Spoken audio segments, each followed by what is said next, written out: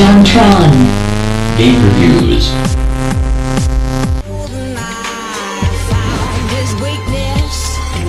An unexpected thing has happened. 13 years after its release on the N64 console, GoldenEye has finally received a makeover. While not being a true sequel, I'd be hard-pressed to call this a remake either. The word I'd use is reimagining. With recognizable levels and scenes right from the get-go, this is sure to be a nostalgia-packed ride for anyone who has played the original title. The question is, does GoldenEye Wii live up to the legendary name of its predecessor, or is it destined to swim in the sea of mediocre Wii first-person shooters?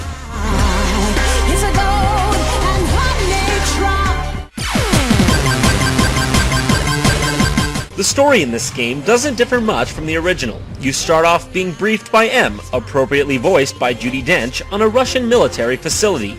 You know how the story goes. As always, you're trying to stop terrorist organizations from acquiring military weapons.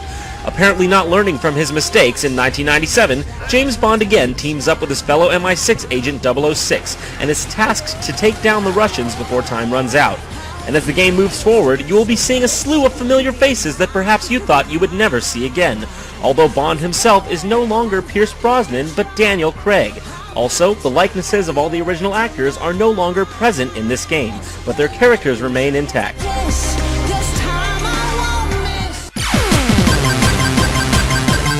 Nowadays, among the Call of Duties and Halos of gaming, it can be hard for a first-person shooter to find its own place among the bigger names, but GoldenEye 007 for Wii truly feels like a current-generation translation of its N64 counterpart. Certain aspects have been streamlined and modernized, such as rebounding health, aiming down sight, and sprinting, but these certainly serve as a welcomed change, only enhancing what came before. Cynics might say that this is a mere clone of games such as Call of Duty, especially seeing as Activision published it, but I would beg to differ. There are no chest-high walls or annoying realism here. Bond can stand out in the open and soak up bullets without getting killed, picking off foes in a non-frustrating fashion. This, however, does not mean that challenge has been foregone. On the contrary, the game rarely feels like a breeze, and you will find yourself frequently being overwhelmed by enemies.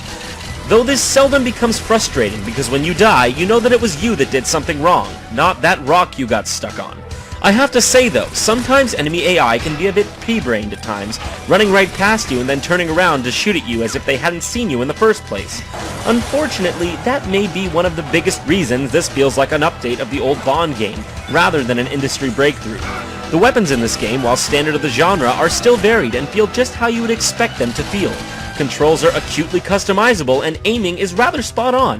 This is perhaps the best controlling Wii first-person shooter I have ever played, and possibly the first game to get it right the way I imagined back in 2006, when I picked up the disaster that was Red Steel. While fun and novel, let's face it, it's no mouse and keyboard, and I can't imagine that the controls would get much better for a Wii game. I haven't used the PlayStation Move yet, but as it stands in this current state, I would say that motion controls may not be the way of the future for first-person shooters.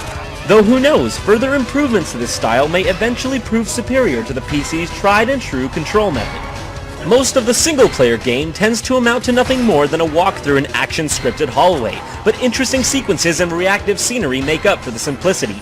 Walls destruct, and pots and pans sway as you shoot enemies behind them.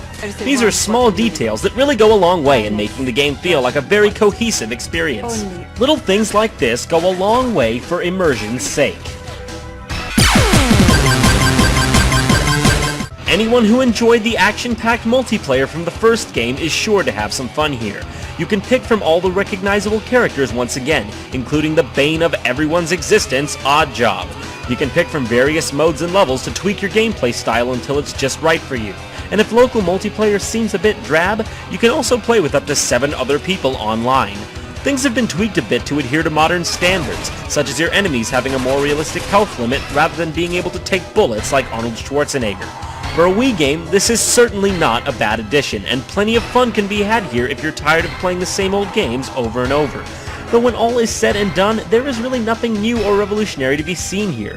Coming right down to it, most people will probably find the multiplayer in this game to be nothing more than a fun distraction before returning to Halo Reach.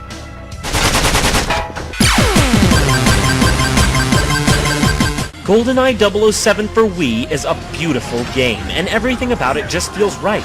I can't say I'm thrilled with the fact that they decided to use Daniel Craig instead of Pierce Brosnan, but that just comes down to nitpicking. For a Wii game, the visuals are more than gorgeous. They're flooring.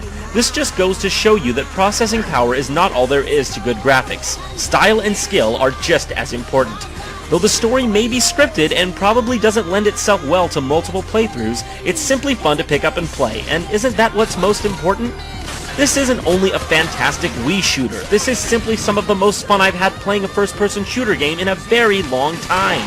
Controls are fluid and intuitive, the world is immersive and awe-inspiring, and you can tell that Eurocom put a lot of thought and effort into it. While the multiplayer isn't the best thing I've played all year, it's obvious that this game is not just a shameless cash-in. While not living up to the innovation of the 1997 classic, GoldenEye Wii is without a doubt an inspired nostalgic salute to its former glory. If you have a Wii, this is a must-play.